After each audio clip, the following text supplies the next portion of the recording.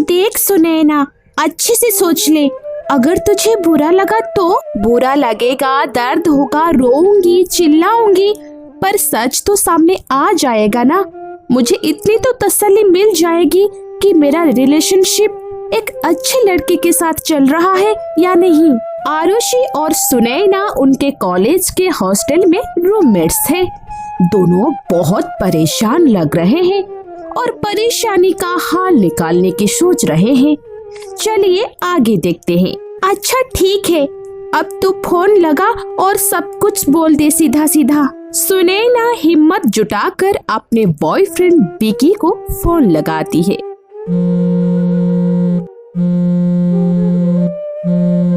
Hello baby, क्या बात है? हेलो, कुछ बोल क्यों नहीं रही? क्या बोलूं, मुझे कुछ समझ नहीं आ रहा। सीधा सीधा बोलो बेबी, क्या बात है? शॉपिंग पे जाना है या कहीं घूमने के लिए प्लान बनाई? नहीं विकी, बात वो नहीं है, बहुत प्रॉब्लम हो गई है। क्या बात है? मैं प्रेग्नेंट हूँ, तुम्हारे बच्चे की माँ बनने वाली हूँ। ये क्या बकवास कर रही हो? तुम तो पिल्स ले रही थी बराबर से, फिर क्यों ऐसा फालतू की बात कर रही हो? तुम्हें ये फालतू बात लग रहा है? देखो, आई डोंट नो, मैंने ये रेस्पॉन्सिबिलिटी नहीं ले सकता। पता नहीं किसके साथ शुक्र आई है और मेरी पर थोप रही है। मैं कैसे मान लूँ ये मेरा बच्चा है? तुम्हें रखना है रखो, गिराना है गिराओ, पर मुझे इन सब में इन्वॉल्व मत करो, समझ गई? विकी, ऐसे मत बोलो। मैं तुम जैसी लड़कियों को अच्छी से जानती हूँ, पता नहीं और कितनों के साथ रिलेशन में है। आगे से मुझे कभी कॉल मत करना, मैं तुम्हें नहीं पहचानता।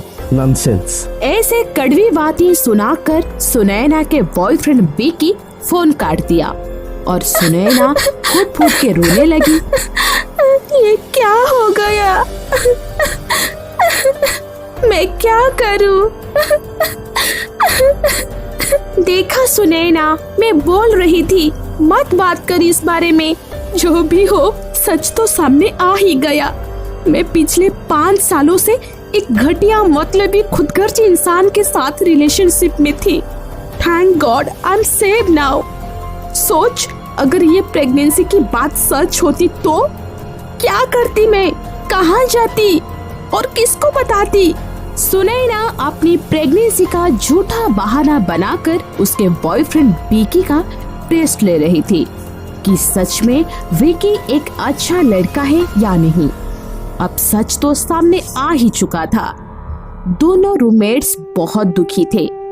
कभी नहीं सोचे कि 5 साल से चलती आ रही इतनी अच्छी रिलेशनशिप की बुनियाद बस घूमना फिरना, मजे लूटना और ऐश करने पर ही टिका था।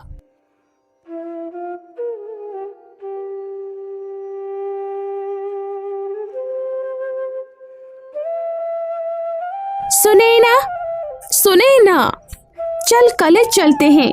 तू 2 दिनों से बाहर भी नहीं निकली है। ऐसे अकेली पड़ी रहेगी तो बीमार हो जाएगी। चल चल चलते हैं हम। सुनैना अपनी टूटे हुए दिल को संभालकर आगे की पढ़ाई अच्छे से कंप्लीट करने की ठान ली। फिर दोनों सहेलियां मिलकर पहले ही जैसे खुश रहने लगे।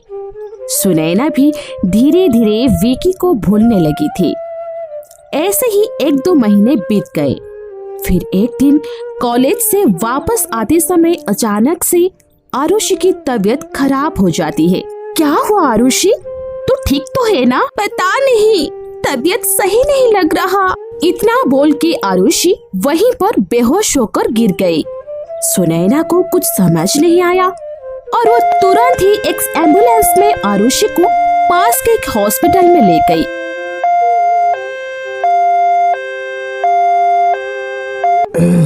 देखो, आप दोनों कॉलेज स्टूडेंट हो, गलती हर किसी को होती है, कोई गलत कदम मत उठा लेना।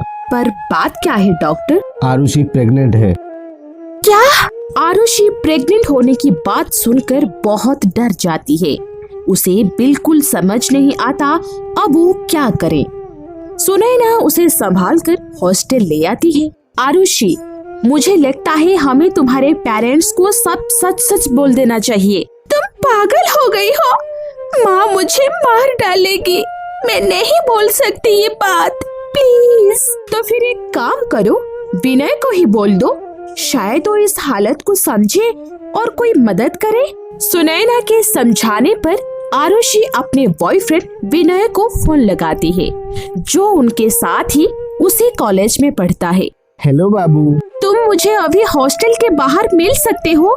क्या बात है, सब ठीक तो है ना? नहीं, कुछ ठीक नहीं है। मेरी तबीयत खराब हो गई है। I need to meet you now। अच्छा ठीक है, मैं 5 मिनट में आता हूँ। विनय ठीक 5 से 7 मिनट में आकर हॉस्टल के बाहर पहुँच जाता है आरुषि से मिलने। वहाँ पर आरुषि और सुनैना पहले से ही खड़े हुए मिलते हैं। अच्छा, आप दोनों बात करो, मैं चलती हूँ।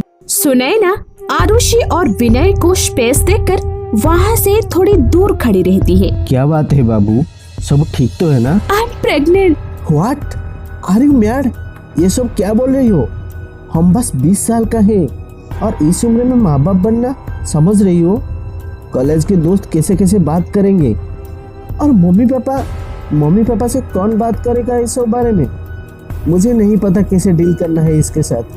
I am not prepare for this. तुम्हें जो करना है करो, बस मुझे ये सब संभला नहीं जाएगा। मैं चलता हूँ। विनय,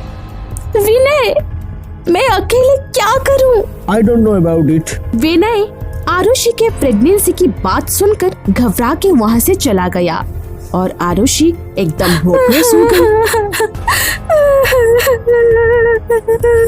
सुनैना,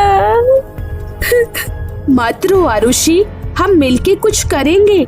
चल रूम पे चल के बात करते हैं। दोनों अपने रूम में आए और आरुषि की आंसू पोंछते पोंछते रात भी हो गई और दोनों कब सो गए पता भी नहीं चला। सुबह दोनों की नींद खुली आरुषि की मोबाइल पे एक रिंग आने पर।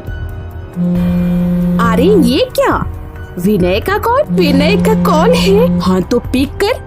अब क्या बोलना चाहता है, पूछ ले। हाँ बोलो।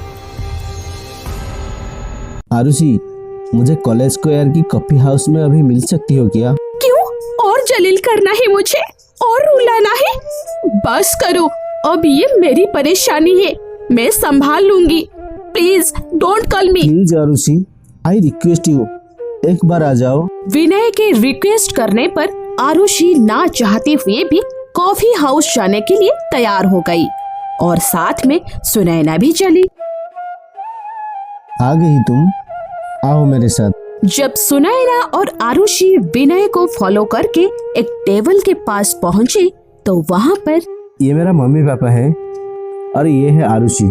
देखो बेटा, डरो मत, गलती हम सबसे हो जाती है, आखिर हम इंसान ही तो हुए और आप लोग तो बच्चे हैं। मुझे विनय ने कल रात को सब कुछ बता दिया और सुबह होते ही हम दोनों तुमसे मिलने आ गए।